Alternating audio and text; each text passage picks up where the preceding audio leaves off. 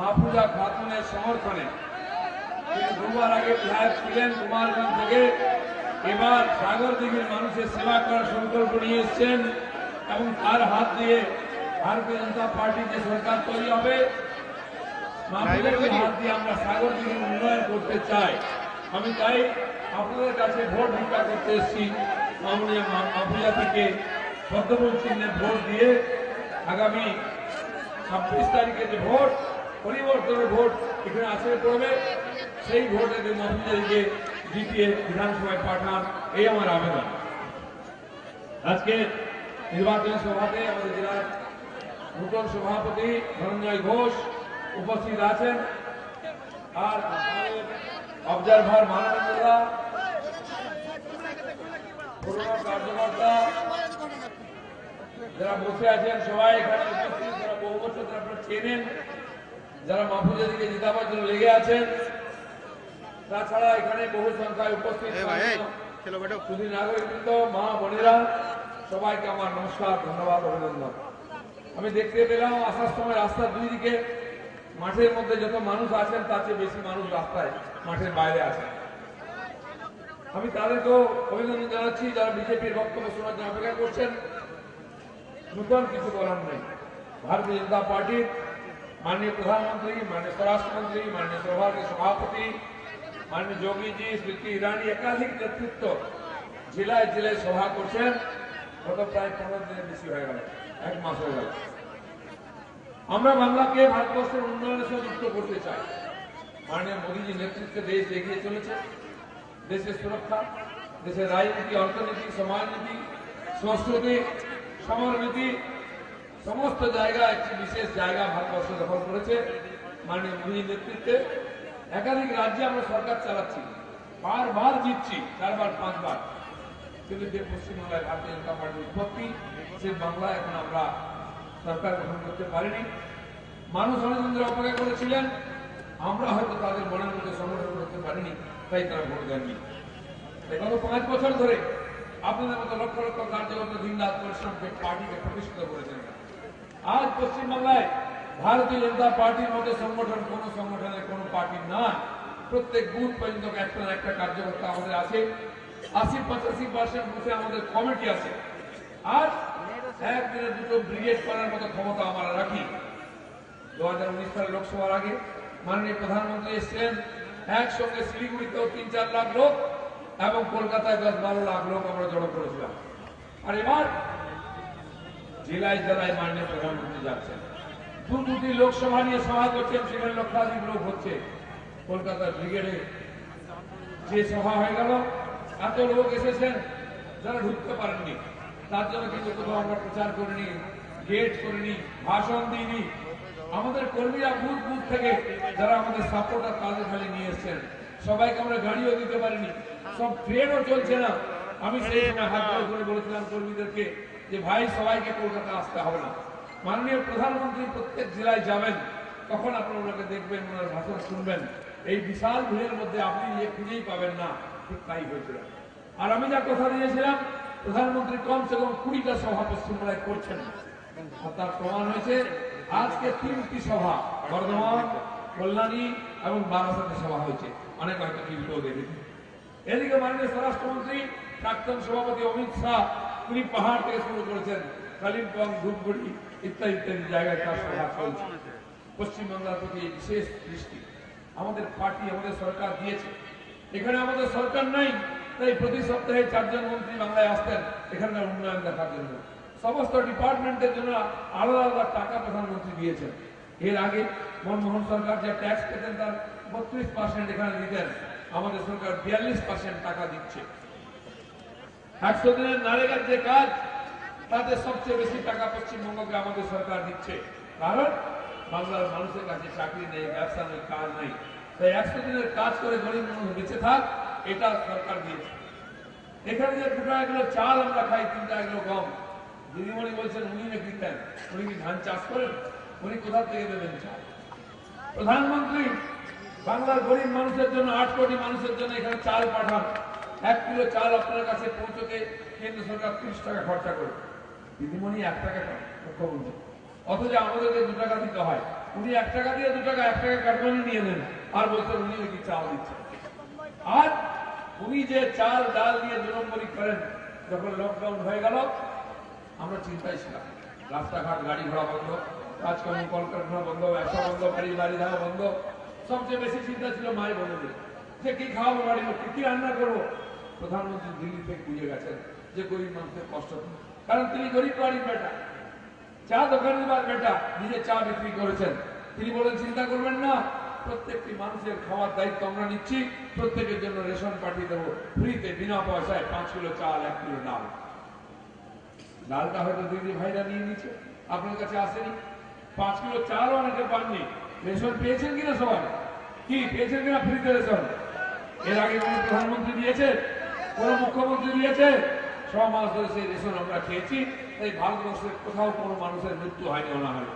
এই হচ্ছেন প্রধানমন্ত্রী। কিন্তু তাই নয়, তিনি দেখবেন চাল ডাল দিলে হবে না, গরিব মানুষকে রান্না করবে কি দিয়ে? তাই যাদেরকে ফ্রিতে উজ্জ্বলা যোজনায় গ্যাস দিয়েছিলেন, সেই মহিলাদেরকে 3 মাসে 3টে ফ্রিতে সিলিন্ডার দিয়েছেন। কি দিয়েছেন কিনা? শুধু তাই নয়, চাল ডাল দিয়ে তো মানুষ বেঁচে থাকে না, শুধু ঠিক খাওয়া যায় না, একটু সবজি চাই, মশলা চাই। তাই মায়েরা যদি বাজার হাট করতে পারেন, 3 মাস ধরে 500 টাকা করে দিয়ে। যারা জনধন অ্যাকাউন্ট খুলেছিলেন পেয়েছেন কিনা? এই হচ্ছেন আমাদের প্রধানমন্ত্রী। তিনি জানেন গরিব মানুষের সমস্যা কি, তাই বাড়ি বাড়িতে শৌচালয় বানিয়ে দিয়েছেন, যাতে মা বোনদের মাঠে ঘাটে রাস্তায় যেতে না হয়। যে গরিব মানুষ সারা জীবন কল্পনা করেছে একটা পাকা ছাদ হোক, পাকা বাড়ি হোক, কিন্তু করতে পারেনি। ঘর সংসার চালাতে, ছেলে মেয়েকে পড়াতে, দিয়ে দিতে চলে গেছে। টিনের চাল, টালির চাল ঘরে চলে আছে, প্রধানমন্ত্রী তার মাথার উপরে পাকা ছাদ বানিয়ে দিচ্ছেন। পশ্চিমবাংলাকে প্রায় 80 লক্ষ বাড়ি দিয়েছেন, টাকা দিয়েছেন। যদি হিসাব করে দেখি, প্রত্যেক মুখের 90টাই পাকা বাড়ি হওয়ার কথা আবাস যোজনায়, কিন্তু হয়েছে কি? হয়নি। কারণ আপনি যেই বাড়ি চাইতে যাবেন, আপনি শুনলেন আপনার নামে বাড়ি এসছে, চাইতে গেলে টিএমসি নেতা বলো তুই আগে 20,000 টাকা দে, তারপর তোর বাড়ি হবে। কি বলেছে কিনা? প্রত্যেকের বাড়িতে পাকা পায়খানা হোক, তার জন্য কেন্দ্র সরকার 10,000 টাকা দিচ্ছে, রাজ্যে 3,000 টাকা দেওয়া হবে। সে তো দেয়নি। আপনার নামে যখন শৌচালয় এসছে, আপনি যখন জিজ্ঞেস করছেন পঞ্চায়েতকে যে আমার তো শৌচালয় এসছে, টাকা দিন, বলছে তুমি আগে 1,000 টাকা দাও, তারপরে 9,000 টাকা পাবে। কি বলেছে কিনা? আজ এই আমফান ঝড়েরও সুন্দরবন, উত্তর দক্ষিণ কৃষ্ণা, পূর্ব পশ্চিম মেদিনীপুর, হাওড়া, হুগলি, নদিয়া বিস্তীর্ণ এলাকায় হাজার হাজার বাড়ি ভেঙে গেল গরিব মানুষ। গাছের তলায় গরু মানুষ সব এক জায়গায় বসে আছে, মাস্টারদের সাহায্য নেই। রাজ্য সরকার লক্ষ লক্ষ ত্রিপল কিলো দেবে বলে কোথায় গেল কে জানতে পারবে না। আমরা 50,000 ত্রিপল, গেরুয়া গেরুয়া ত্রিপল কিনে সুন্দরবনে পাঠিয়েছি। আমাদের কর্মীরা মাথায় করে নিয়ে গিয়ে বাড়ি বাড়ি দিয়েছেন। সেই সময় রেশন লুট হয়েছে, ত্রিপল লুট হয়েছে, গরিব মানুষ হতাশ হয়েছেন। তাই এই যে লুটের রাজত্ব, এই দুর্নীতি, এই হিংসার রাজনীতি, এর পরিবর্তনের জন্য এবারে আমরা লড়াই শুরু করেছি। এই নির্বাচন পরিবর্তনের নির্বাচন, খালি সরকার পরিবর্তন নয়, খালি মুখ্যমন্ত্রী বা পার্টির ভান্ডা পরিবর্তন নয়, বাংলার মানুষের ভবিষ্যৎ পরিবর্তন করতে চাই। পশ্চিমবাংলার সমাজের সামাজিক পরিবর্তন চাই। বাংলা থেকে উগ্রপন্থী ক্রিয়াকলাপ বন্ধ হোক, বাংলায় যেন কোনো উগ্রপন্থী ধরা না পড়ে, বাংলায় দুর্নীতি বন্ধ হোক, পঞ্চায়েতের টাকা, 100 দিনের টাকা, রাস্তার টাকা, স্কুলের টাকা, বাড়ির সামনে ড্রেনের টাকা, রাস্তার টাকা লুট হয়ে যাচ্ছে, তা বন্ধ হোক, এটা আমরা চাই। তাই পরিবর্তন চাই। এখানে বয়স্করা হসপিটালে ডাক্তার পান না, ওষুধ পান না, তারা যাতে পান তার ব্যবস্থা হবে, তার জন্য পরিবর্তন চাই। বাচ্চারা সরকারি স্কুলে গেলে মাস্টার নেই, পড়ার পরিবেশ নাই, মিড ডে মিল খেয়ে বাড়ি চলে আসে, সব কেন্দ্রের কাজ। আমরা চাই আমাদের ভবিষ্যৎ প্রজন্ম সরকারি স্কুল থেকে তৈরি হোক।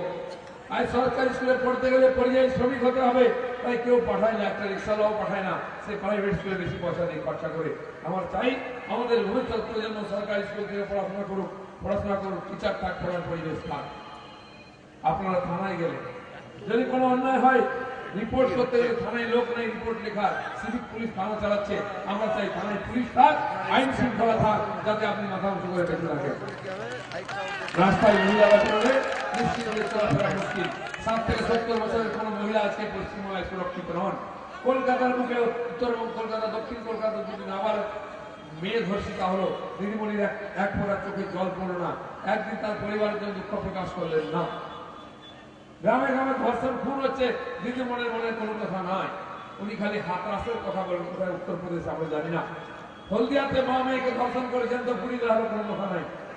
কুমারগ্রামে পুড়িয়ে দেওয়া হলো, গঙ্গারামপুরে পুড়িয়ে দেওয়া হলো, রায়গঞ্জে 2 আর আদিবাসী যুবতীকে তুলে নিয়ে গিয়ে ধর্ষণ করা হলো, তপনে করা হলো।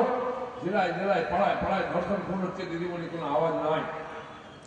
বাংলাদেশ থেকে রোহিঙ্গা অনুপ্রবেশকারীরা আসছে, তার জন্য দিদির কোনো বক্তব্য নাই, তার জন্য তার পুলিশ কোনো চেষ্টা করে না, তার ক্যাডারদের বলেন না যে বিদেশিদের আটকাও, এরা এখানে টেরোরিজম চালাচ্ছে।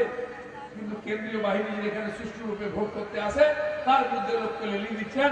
আর কিছু মানুষ সিধা সরল, তারা দিদির কথায় চুড়ে গিয়ে গুলির সামনে প্রাণ দিচ্ছে। আমরা চাই পশ্চিমবাংলায় যখন বিজেপির ক্ষমতায় আসবে, সরকার হবে, এখানে কালিয়াচক ঘোরাঘর হবে না, বসিরহাট বাদুড়িয়ার সম্প্রদায় দাঙ্গা হবে না, আসানসোল রানীগঞ্জের সম্প্রদায় উত্তেজনা হবে না, আর শীতলকুচির মতো এরকম হিংসা আর লড়াই বা লুটপাট হবে না। যে পার্টির কর্মী বুথ লুট করতে যায়, ইভিএম লুট করতে যায়, বন্দুক লুট করতে যায়, আপনি ভাবুন সে পার্টিটা কাদের? সমাজ বিরোধী দুষ্কৃতকারী উগ্রপন্থীদের পার্টি আছে টিএমসি, এই পার্টিকে বন্ধ করা উচিত। আর উৎসাহ দেন নিচ্ছেন, উত্তেজনা ছড়াচ্ছেন মুখ্যমন্ত্রী, যার এই বাংলায় শান্তি শৃঙ্খলা রক্ষা করার কথা, সুষ্ঠুভাবে ভোট করার কথা, তিনি ভোটটাকে গুলিয়ে দেওয়ার চেষ্টা করছেন, মানুষকে খেপিয়ে দিচ্ছেন। আমি আবার দাবি করছি, মমতা ব্যানার্জির সমস্ত সভা বানচাল করা উচিত, তাকে ব্লক করা উচিত, সেন্সার করা উচিত, যাতে কোনো ভাষণ না দিতে পারেন, কোনো প্রেস কনফারেন্স না করতে পারেন। মানুষ যাকে দেওয়ার মতো সুযোগ দিয়ে তিনি হাওয়ায় চটিয়ে সাদা শাড়ি দেখে চালিয়ে দিলেন, কিন্তু মানুষের জন্য কিছু করলেন না। আর বলার মতো কিছু নাই, তাই সাম্প্রদায়িক উত্তেজনা ছড়াচ্ছেন, মুসলিম সমাজকে খেপাচ্ছেন, গরিব মানুষকে ভুল কথা বলছেন, মিথ্যা কথা বলছেন, মানুষকে ভয় দেখিয়ে ভোট নেওয়ার চেষ্টা করছেন। কিন্তু বন্ধুগণ, সেই সময় পার হয়ে গেছে। 27 তারিখ থেকে ভোট শুরু হয়েছে। প্রথম ফেজের প্রথম দিন আমি ভোট দিয়েছি ঝাড়গ্রামের জঙ্গলমহলের নয়া গ্রামে। আমি দেখলাম পুরো জঙ্গলমহলে কোথাও ঘাস ফুল নাই, খালি পদ্ম ফুল ফুটে। কোন টিএমসি নেতা রাস্তায় বেরোচ্ছে না, কোনো মিছিল মিটিং নাই। দিদিমণি 2 দিন মিটিং করতে গেছিলেন, দেখলেন লোক আসছে, চুপচাপ নন্দীগ্রামে বসেছিলেন, এসে কোথাও বেরোননি। উনি ভেবেছিলেন লোক বোধহয় ভোট দিয়ে দেবে নন্দীগ্রাম আন্দোলনের কথা শুনে, কিন্তু না, নন্দীগ্রামের যিনি আসল হিরো শুভেন্দু অধিকারী, লোক তাকেই ভোট দিয়েছে, তাকেই ভোট দেবে। কারণ 12 বছর ধরে উনি লোকের সঙ্গে আছেন, সুখে দুঃখে আছেন, তার কথা ভেবেছেন। দিদিমণি 5 বছর একবার পরিক্রমণ করতে যান, পলিটিক্যাল ট্যুরিজম করতে যান, তাই দিদিমণিকে লোকে হাত থেকে দিয়ে টাটা করে দুষ্কৃতকারীদের নিয়ে কিন্তু ঝগড়া করতে চেয়েছিলেন, মহিলারা বেরিয়ে এসে বাধা দিয়েছেন। তাই দিদিমণি স্লোগান দিয়েছিলেন, খেলা হবে, খেলা হবে। নন্দীগ্রামে খেলা শেষ, খেলা শেষ হয়ে গেছে, আর খেলা হবে না, গোল হয়ে গেছে। এখন খালি ম্যাচের শেষ সময়টা যাচ্ছে। দিদিমণি যখন বলেন খেলা হবে, খেলা হবে, আমরা ভাবলাম কি না কি খেলা হবে।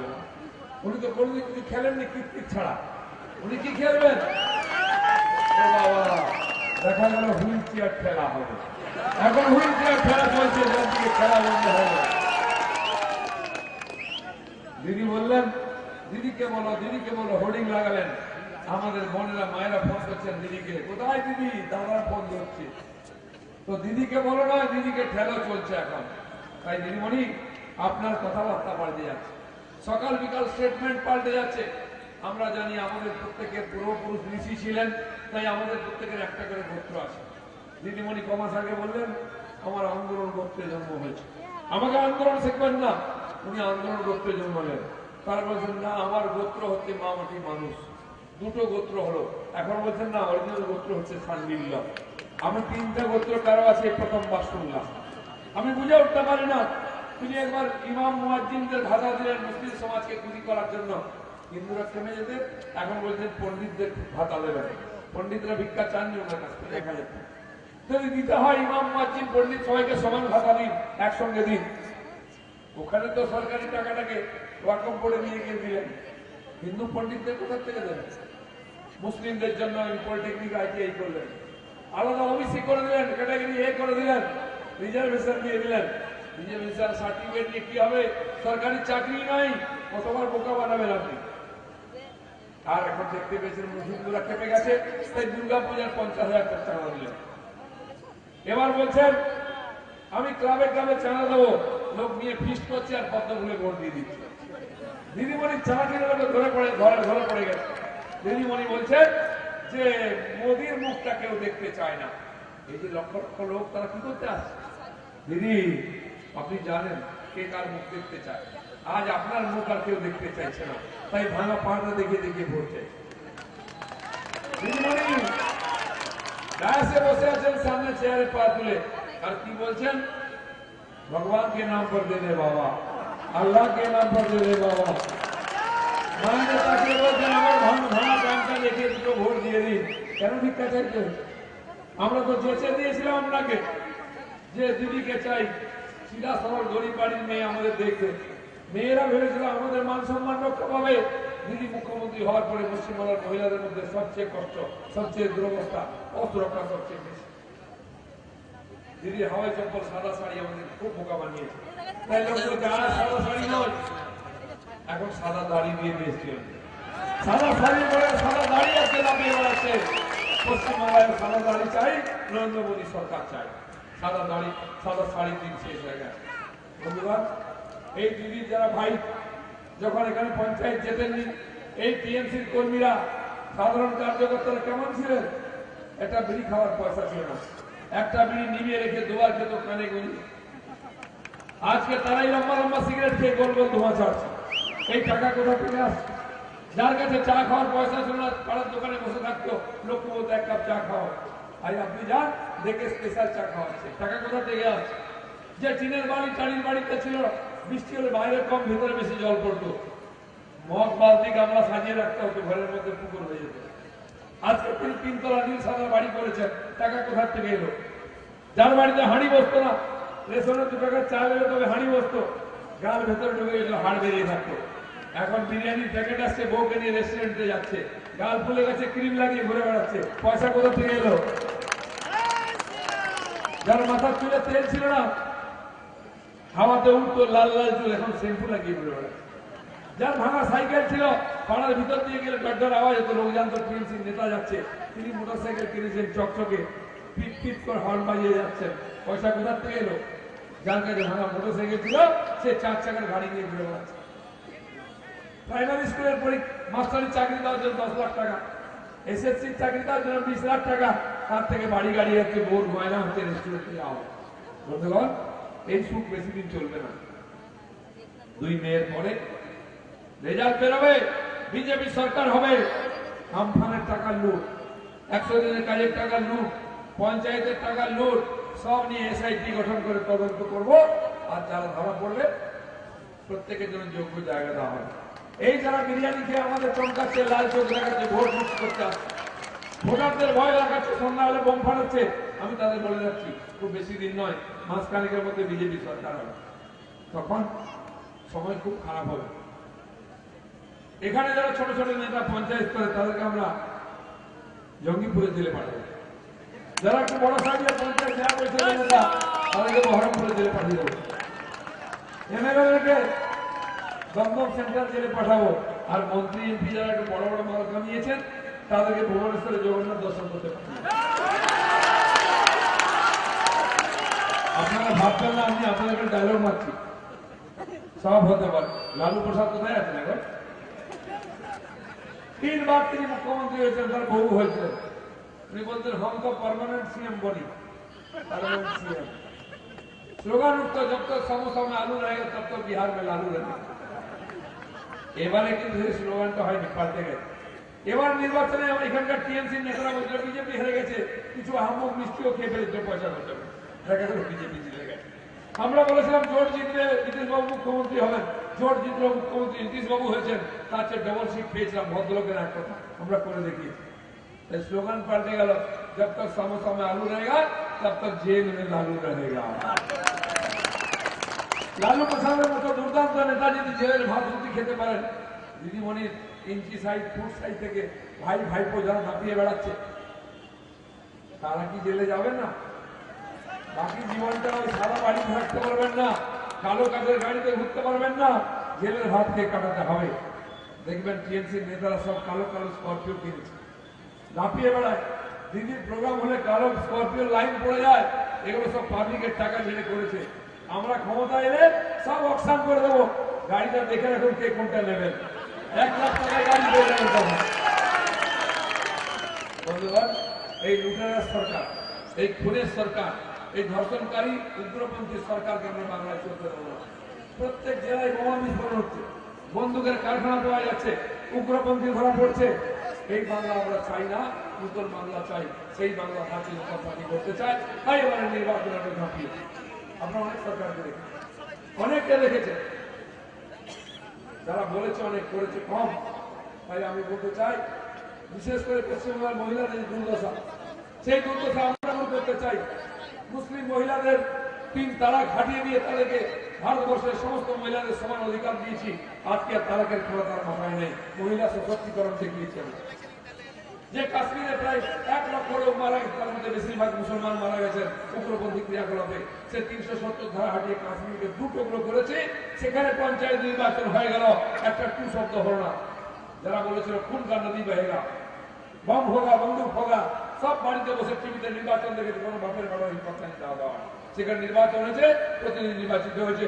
পশ্চিমবঙ্গ কাশ্মীরের চেয়ে খারাপ অবস্থা, পঞ্চায়েত নির্বাচন হয় না, নমিনেশন হয় না, লোক ভোট দিতে পারে না। 2 বছর 1.5 বছর ধরে মিউনিসিপ্যালিটি কর্পোরেশন ভোট বাকি আছে, দিদিমণি বিজেপির ভয় ভোট করার না। আমরা ক্ষমতা এলে 1 মাসের মধ্যে ভোট হবে, ভোট লড়বেন, আপনারা ভোট দিয়ে প্রতিনিধি নির্বাচিত করবেন। আমি বলে দিচ্ছি দিদিমণি, সেদিন আপনি চোড়াফুলের কোন ক্যান্ডিডেট খুঁজে পাবেন না। টাকা দিলেও কেউ টিএমসির হয়ে দাঁড়াবে না সেদিন। আমরা চাইছি বাংলার মেয়েরা সুরক্ষিত হন, স্বাবলম্বী হন। তাই আমাদের সরকার ম্যানিফেস্টোতে বলেছে, বিজেপি সরকার হলে কেজি থেকে পিজি অব্দি মেয়েদের সমস্ত পড়াশোনা ফ্রি করে দেবো। বাবা মার কোনো চিন্তা থাকবে না, সরকার সমস্ত দায়িত্ব নেবে।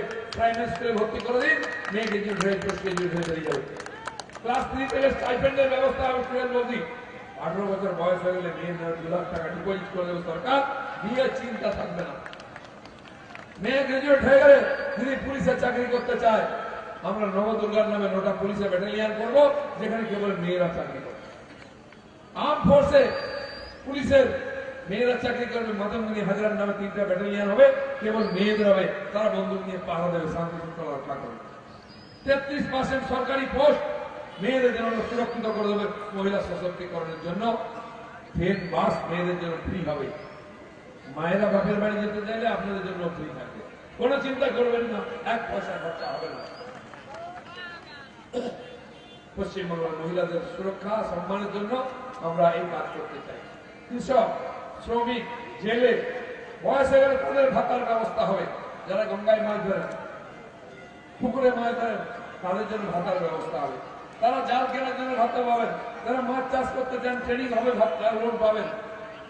সমুদ্রে মাছ ধরতে যান, ট্রলারের জন্য লোন পাবেন, জালের জন্য লোন পাবেন। গরিব মানুষের জন্য উত্তরবঙ্গ জঙ্গলমহল, সুন্দরবনের জন্য আলাদা ডেভেলপমেন্ট বোর্ড হবে। উত্তরবঙ্গের জন্য একটা এইমস দিয়েছিল আমাদের সরকার, দিদি জমি দিতে পারলেন না, সেটা কল্যাণে চলে এসছে। উত্তরবঙ্গের মানুষের কি কষ্ট। প্রধানমন্ত্রী 25,000 কোটি টাকা উত্তরবঙ্গ দক্ষিণবঙ্গের যে 6 লেনের রাস্তা হচ্ছে তার জন্য বরাদ্দ করেছেন। তার সবচেয়ে বেশি লাভ মুর্শিদাবাদের লোক পাবেন।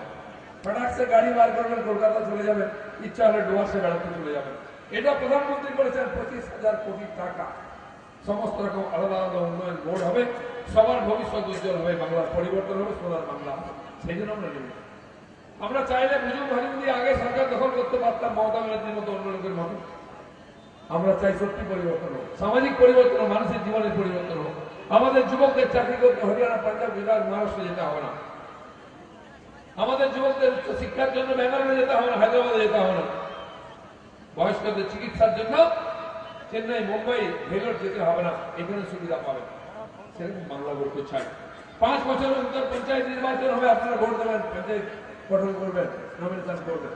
5 বছর অন্তর পুরসভা পৌরসভা নির্বাচন হবে, আপনারা প্রতিনিধি নির্বাচন করবেন। লোকসভা ভোট আর বিধানসভার ভোট এলে কাউকে ভয় থাকতে হবে না যে সেন্ট্রাল ফোর্স আসবে কিনা। আমরা পুলিশ কেমন শক্তিশালী করবো, তার মেরুদণ্ড এমন সোজা করে দেবো, সেই পুলিশকে কেউ চমকে এখানে ভোট দিতে পারবে না। পুলিশই এখানে শান্তিপূর্ণ নির্বাচন করবে। অন্যান্য রাজ্যের মতো সেন্ট্রাল ফোর্স চাইতে হবে না। আমাদের ভারতের সঙ্গে বাংলাদেশ যেমন, সে বর্ডার দিয়ে রোহিঙ্গা অনুপ্রবেশকারী হুমু করে ঢুকছে, তারা ভোটার হয়ে দিদিকে জেতাচ্ছে। আমরা 1000 কিলোমিটার যে বেড়া বাকি আছে, সেখানে বেড়া দিয়ে দেবো। রোহিঙ্গা অনুপ্রবেশকারী কি একটা ইঁদুর পর্যন্ত বাংলাদেশ থেকে এইভাবে ভারতবর্ষে ঢুকতে পারবে না, তার ব্যবস্থা করবে। দেশের সীমাকে সুরক্ষিত করবে। তাই বন্ধুগণ, আর পার্লামেন্টে আমরা আইন পাস করেছি, যেমন মুসলিম বোনদের উপর থেকে 3 তালাক সরিয়েছি আমরা, ঠিক কোন মহিলা ধর্ষিতা হলে কেউ যদি দোষী প্রমাণিত হয় তার ফাঁসির সাজা হবে। এই আইন বিজেপি পাস করে। জেলায় জেলায় কোন দর্শন বন্ধ হবে। যে পুলিশকে দেখলে টিএমসি নেতারা বলে বোমবারো, গাড়ির উপরে হামলা করে, থানার উপরে হামলা করে, পুলিশ লুঙ্গি করে দৌড় মারে। এটা পরিবর্তন আমরা করবো। পুলিশের ক্ষমতা ফিরিয়ে দেবো, সম্মান ফিরিয়ে দেবো, খাকি পোশাক আর ওসব কমের সম্মান ভারতীয় জনতা পার্টি ফিরিয়ে দেবে। পুলিশকে চমকে কেউ দাদাগিরি করতে পারবে না। এটা বিজেপি করবে, অন্যান্য রাজ্যে করেছে। যান বিহার ইউপির জঙ্গল রাজ সাফ করে দিচ্ছি আমরা। আর হিম্মত এখন দাদাগিরি করে সব গুন্ডা মাফিয়া এখানে পালিয়ে আসছে, দিদিমণি হয়ে চাকরি করতে ভরতে, তাদের যোগ্য জায়গায় পৌঁছে। সেই জন্য আমরা পরিবর্তন চাইছি, ডক্টর শ্যামা প্রসাদের স্বপ্নকে সফল করার জন্য। আমাদের 140 জন কর্মীকে খুন করা হয়েছে, 30,000 কেস চলছে আমাদের কর্মীদের উপরে, বাড়ি ছাড়া আছেন, জেলে আছেন, জেলে আছেন। এই পরিবর্তন সেই জন্য চাইছি, কোন বিরোধী পার্টির নেতা হলে তার নামে কেস হবে না, তার জীবনহানি হবে না। আমি শীতলকুচিতে ওই ঘটনা 3 দিন আগে গেছিলাম সভা করতে, এরকম মাঠে সভা চলছিল, দিদিমণির সভা ছিল পাশে, তার লোকেরা গাড়ি করে যাচ্ছিল, আমাদের গালাগালি দিতে ধমকে লাঠি দেখাতে দেখাতে ফেরা হবে বলে আমাদের লোকের আওয়াজ দিল, উত্তেজনা হলো, পুলিশ আমাদের লোকের লাঠি পেটা করছে, বিরাট টেনশন। আমি সবাইকে সভা শেষ করবো, আপনারা চলে যান, আমি দাঁড়িয়ে আছি। সব লোকজন চলে যাচ্ছে, প্রায় চলে গেছিল। আমি যখন 10-12টা গাড়ি আর আমি ওই মাঠে ছিলাম, হঠাৎ 200-300 লোক অ্যাটাক করলো চারিদিক থেকে, বোম মারতে মারতে, হাতে টিএমসির পতাকা। আমি কল্পনা করতে পারি না, ভোর সন্ধ্যার বেলা, বিকাল ছিল তখন 5টা বাজে, 5টা অবধি পারমিশন ছিল, যে কয়েকশো লোক রাস্তার মাঝখানে, মাঠের মাঝখানে খোলা জায়গায়, আমি একজন এমপি রাজ্য সভাপতি, আমাকে ঘুরে আক্রমণ করুন, বোম পড়ছে, আমি কল্পনা করতে পারিনি। অনেকবার আমার গাড়িতে আক্রমণ হয়েছে, আমার উপরে আক্রমণ হয়েছে, গাড়ি ভেঙেছে, মেরেছে, কিন্তু দিনের বেলা বোম নিয়ে আক্রমণ করছে চারদিক থেকে, আমরা বুঝতে পারছেন কোথায় যাবো। কোনো মতে গাড়িতে উঠে যখন পালাচ্ছি, চারদিকে লাঠি দিয়ে গাড়ি পিটা, বড় বড় ইট পাথর মারা হচ্ছে, আমার বাঁ দিকে জানলা ভেঙে আমার গায়ে ইট লাগে, এত বড় পাথর লাগলো, আমার হাত পড়ে গেল। এই দৃশ্য আমরা দেখেছি। আর এদেরকে দিদিমণি প্রভোগ করে এই ধরনের উৎপাত করতে বলছে। আর দিদিমণির কথায় উত্তেজিত হয়ে সেদিন মানুষগুলো গেছিল প্যারামিলিটারি ফোর্সকে ঘিরতে, ইভিএম লুট করতে, বন্দুক লুট করতে, বেঘরে মারা গেছে 4-5 জন। এর সম্পূর্ণ দায়িত্ব মমতা ব্যানার্জি, যিনি হেরে গেছেন, ধরে নিয়েছেন, তাই মানুষকে খাওয়াচ্ছেন, ভুন্ডুল করে দিয়েছেন ইলেকশনটা। বন্ধুগণ, এদের প্রচারে পাওয়া যাবে না। আগামী 26 তারিখ মুর্শিদাবাদের পরিবর্তনের দিন, সকাল সকাল উঠে সোজা ভোট কেন্দ্রে যাবেন, লাইনে দাঁড়াবেন, ভোটার কার্ড দেখাবেন, ভোট দিয়ে বাড়ি আসবেন। গতবারে বলেছিলাম চুপচাপ পদচাপ, কোনো চুপচাপ নয়, চুপচাপের দিন চলে গেছে। জোরদার পদ্মচাপ, টিএমসি, কংগ্রেস, সিপিএম সব একসঙ্গে করতে হবে, পদ্ম করে চাপ দিয়ে। এবারে সেই ভোট হবে, ঘাবড়াবেন না। সমস্ত বুথে প্যারামিলিটারি ফোর্স থাকবে, সেন্ট্রাল ফোর্স থাকবে আপনাকে সুরক্ষা দেওয়ার জন্য। আগে যদি কেউ চমকায়, সেটাও কমপ্লেন করবেন, আমাদের বলবেন। সারা বাংলায় ফ্রি ফেয়ার ইলেকশন হচ্ছে, 80% ভোট পড়ছে। আমি আবেদন করবো মহাপূজা দিকে জেতার জন্য আপনি আরেকবার কষ্ট করুন। যে মায়া এসছে তাদেরকে আমি আবেদন করছি, যতক্ষণ না ভোট দেবেন বাড়িতে উনুন জ্বালাবেন না, বাড়ির লোককে চা খেতে দেবেন না, যে বলুন এটা আপনার রাষ্ট্রের দায়িত্ব, আগে ভোট দিয়ে আসুন, তারপরে জলপান করুন, আগে ভোট দান তারপরে জলপান। এইভাবে আমরা ভোট করতে চাইছি 26 তারিখ। সারা পশ্চিমবাংলায় এইভাবে ভোট হচ্ছে। দিদিমণি যত হারছেন তত মেজাজ খারাপ হচ্ছে, প্রধানমন্ত্রীকে গালাগালি দিচ্ছেন, স্বরাষ্ট্রমন্ত্রীকে গালাগালি দিচ্ছেন, নাড্ডাজিকে গালাগালি দিচ্ছেন, যা মুখে আসছে তাই বলছেন। 2 তারিখের পরে মাথাটা পুরো খারাপ হয়ে যাবে, এখন অল্প খারাপ হয়েছে। তাই বন্ধুগণ, বাংলার ভবিষ্যৎ নির্মাণের জন্য আমরা লড়াই করছি। আসুন এবারে পরিবর্তনের নির্বাচনে নিজেদের বন্ধু বান্ধব, আত্মীয় স্বজন, পরিবারের সবাইকে বলুন বিজেপিকে ভোট দিতে। একবার মমতা দিকে যেতাম, পাঠান বিধানসভায়, বিজেপি সরকার হোক। যদি মহাপূজা দিয়ে দেন, 200-র বেশি আসন নিয়ে সরকার গড়বো আমরা, এবং আপনাদের স্বপ্নের বাংলা গড়ে দেবো। আমার আপনার ছেলে মেয়েদের ভবিষ্যৎ গড়ে দেবো, নতুন বাংলা, সোনার বাংলা গড়ে দেবো। এই প্রতিশ্রুতি দিয়ে সবাইকে ধন্যবাদ। ভারত মাতা কি জয়।